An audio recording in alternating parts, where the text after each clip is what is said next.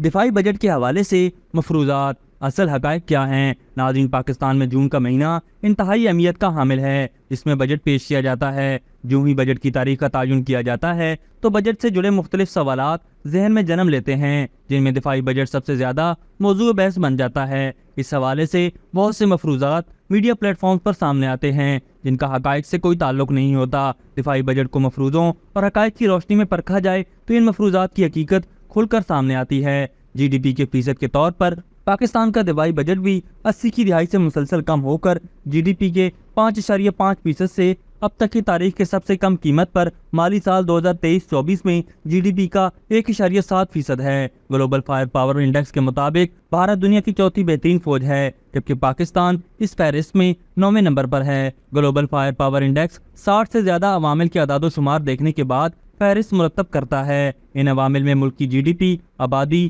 فوجی طاقت اور قوت خرید وغیرہ شامل ہیں، تاکہ کسی ملک کے بھرپور روایتی جنگ کی صورت میں لڑائی کی صلاحیت کا تعین کیا جا سکے۔ اس بجٹ کا بھی 90% حصہ اوبلیگیٹری پیمنٹس میں چلا جاتا ہے، اور فوج اپنا ویلفیئر، شہداء کی فیملیز کی ویلفیئر اور جوانوں کی فلاح و بہبود خود چلاتی ہے۔ پاکستان کے دفاعی بجٹ میں گزشتہ 5 سالوں میں کوئی اضافہ نہیں ہوا، بلکہ سال 2019 میں اس میں 3 ارب امریکی ڈالر سے زیادہ کی کمی کی گئی، تاکہ قومی اقتصادی ترقی کو سہارا دیا جا سکے۔ پاک فوج کے ہر سال دفاعی بجٹ کے منصفانہ اور متوازن استعمال نے قومی بجٹ پر بوجھ کو کم کرنے کے قابل بنایا ہے۔ گزشتہ مالی سال 2022 اور 23 میں کل قومی بجٹ کی ترتیب 9.5 ٹریلین روپے تھی، جبکہ دفاعی بجٹ 1.5 ٹریلین روپے 7.1 بلین امریکی ڈالر تھا، جو بجٹ کا 15.7% تھا۔ مالی سال 2023 اور 24 میں کل قومی بجٹ کی ترتیب 14.4 ٹریلین روپے ہے، جبکہ دفاعی بجٹ 1.8 ٹریلین روپے یعنی 6.3 بلین امریکی ڈالر مقرر کیا گیا،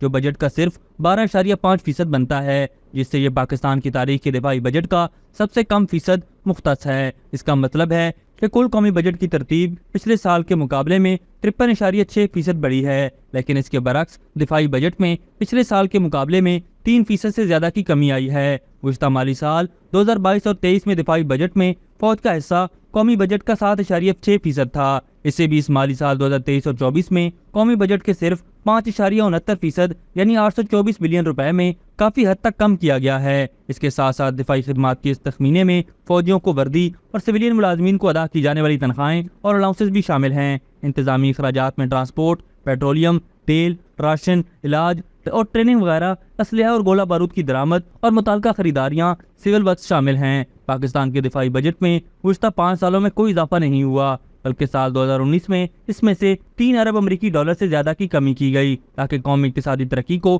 سہارا دیا جا سکے۔ ان اعداد و شمار کا موازنہ دنیا کے دیگر ممالک سے کیا جائے تو ثابت ہوتا ہے کہ پاکستان کی مسلح افواج کم وسائل کے ساتھ بارڈر سیکیورٹی، دہشت گردوں کے خلاف آپریشنز اور اندرونی اور بیرونی سلامتی کے مشکل ترین چیلنج سے نبرد آزما ہے۔ ان سب حقائق سے یہ ثابت ہوتا ہے کہ تمام تر مالی، معاشی اور سیکیورٹی کے چیلنجز کے باوجود فوج کے دفاعی بجٹ میں مسلسل کٹوتی ہو رہی ہے، اور یہ بجٹ دنیا کی کسی ملک کی بڑی فوج کے مقابلے میں کئی گنا کم ہے۔ ابھی تک کے لیے صرف اتنا ہی۔ مزید دلچسپ اور تازہ ترین خبروں سے آگاہ رہنے کے لیے ہمارے چینل اسلام آباد انسائیڈر کو سبسکرائب کرنا مت بھولیے، اور اگر ہماری یہ ویڈیو آپ کو اچھی لگی ہے تو اسے لائک کر دیں اور اپنی قیمتی رائے کا اظہار نیچے دیے گئے کمنٹ سیکشن میں ضرور کریں۔